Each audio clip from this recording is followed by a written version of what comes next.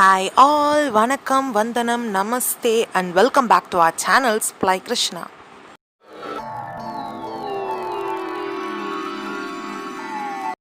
நம்ம வீடியோக்குள்ளே போகிறதுக்கு முன்னாடி நம்ம சேனலை நீங்கள் ஃபஸ்ட் டைம் பார்க்குறீங்கன்னா மறக்காமல் சப்ஸ்கிரைப் பண்ணிக்கோங்க. இன்றைக்கான ரெசிபி பாஸ்தா வச்சு நிறைய பேர் நிறைய வெரைட்டிஸ் பண்ணுவாங்க. நம்ம இன்றைக்கி பண்ண போகிறது ஸ்பைசி பாஸ்தா. அதுவும் ஒரு டிஃப்ரெண்ட் வெரைட்டியில் பாஸ்தா இன்றைக்கி நம்ம பண்ண போகிறோம். இது ஒரு நல்ல ஸ்நாக்காக இருக்கும். நைட்டுக்கு டின்னராக கூட நீங்கள் எடுத்துக்கலாம். குழந்தைங்க ரொம்பவே விரும்பி சாப்பிடக்கூடிய ஒரு பொருள். ஏன்னா இதில் ஸ்பைஸியும் நம்ம கம்மியாக தான் போட போகிறோம். இது எப்படி செய்கிறது அப்படின்றத நம்ம பார்க்கலாம் வாங்க.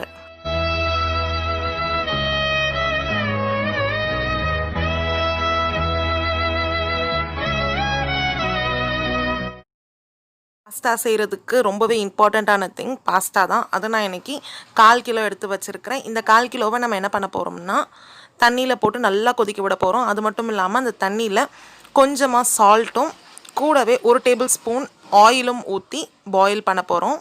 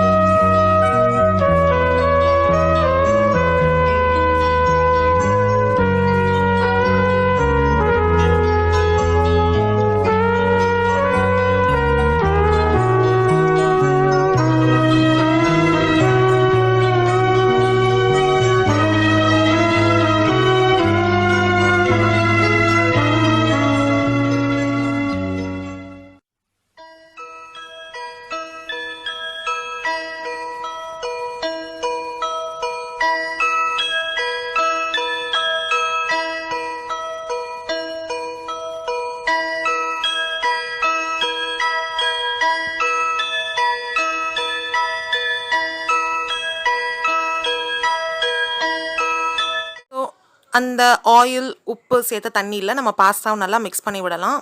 அது நல்லா பாயில் ஆகட்டும். ஸோ பாஸ்தா கூட நம்ம ஸ்பைஸியாக பண்ணுறதுக்கு என்னென்ன பொருட்கள் தேவைன்னு பார்க்கலாம்.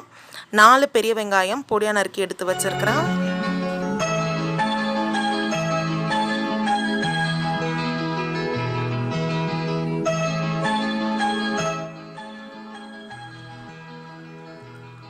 ரெண்டு தக்காளி, அதையும் இந்த மாதிரி பொடியாக நறுக்கி எடுத்து வச்சுக்கோங்க. 2 பெரிய சைஸ் கேப்சிகம் நீட்ட வாக்கில் கட் பண்ணி எடுத்து வச்சுருக்கிறேன். அப்போ தான் அது பார்க்குறதுக்கும் நல்லாயிருக்கும் நம்ம பாஸ்தா செய்யும் பொழுது. அடுத்து இப்போ சூப்பர் மசாலா ஒன்று யூஸ் பண்ண போகிறோம். அது வேறு எதுவுமே இல்லை, மேகி மசாலா. இது வந்து நீங்கள் கடையில் கேட்டிங்கன்னா தனியாகவே உங்களுக்கு பேக்கெட்ஸ் கிடைக்கும். நான் அப்படி தான் வாங்கி வச்சுருக்கிறேன்.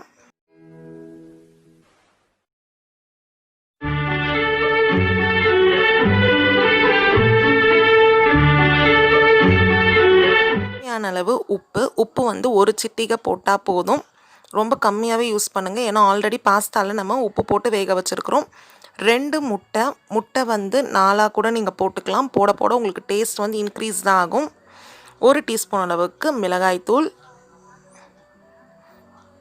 ஸோ பார்த்தீங்கன்னா பாஸ்தா நல்லா வெந்து நம்ம தனியாக அதை தண்ணியெல்லாம் வடித்து எடுத்து வச்சாச்சு. இப்போ நம்ம பாஸ்தா எப்படி பண்ணுறதுன்னு பார்க்கலாம். இந்த பாஸ்தா ரெசிபி ரொம்பவே சிம்பிள் அண்ட் ஈஸி.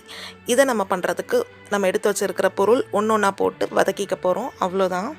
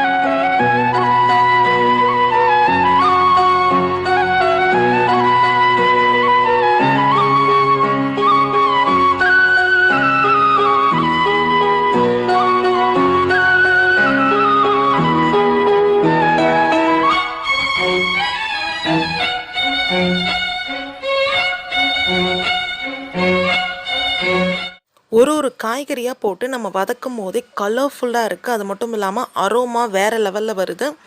ஸோ லாஸ்ட்டாக வந்து நான் எக் ஆட் பண்ணுறேன்.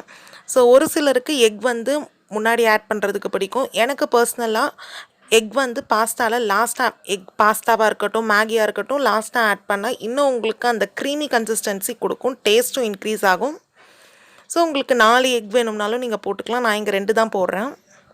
ஸோ போட்டு நல்லா வதக்கி விட்டுக்கோங்க. ஒரு 2 மினிட்ஸ் மட்டும் வதக்கி விடுங்க. அதுக்கு மேலே போட்டிங்கன்னா உங்களுக்கு எக்கெல்லாம் ஒரு மாதிரி ஆகிடும். ஸ்டவ் ஆஃப் பண்ணிவிட்டு நீங்கள் பாஸ்தாவை சர்வ் பண்ண ஆரம்பிக்கலாம்.